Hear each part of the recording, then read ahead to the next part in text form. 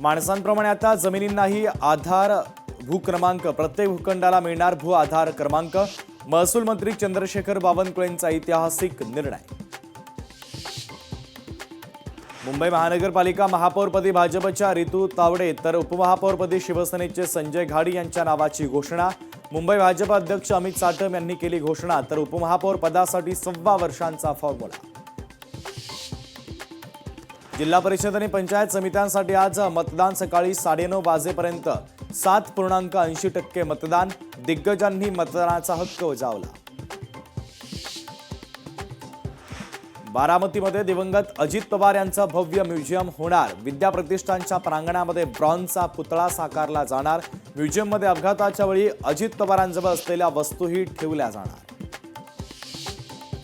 अजित पवारांच्या अपघातासंदर्भात अनेकांना शंका। सोनवणे, भुजबळ, मिटकरींकडून देखील शंका उपस्थित, तर मुख्यमंत्री शंकांचं निराकरण कधी करणार, संजय राऊतांचा सवाल। लाडक्या बहिणींना ई-केवायसी साठी मुदतवाढ चुकीचा पर्याय निवडलेल्या महिलांना 31 मार्चपर्यंत सुविधा, त्यानंतर मात्र संधी नाही।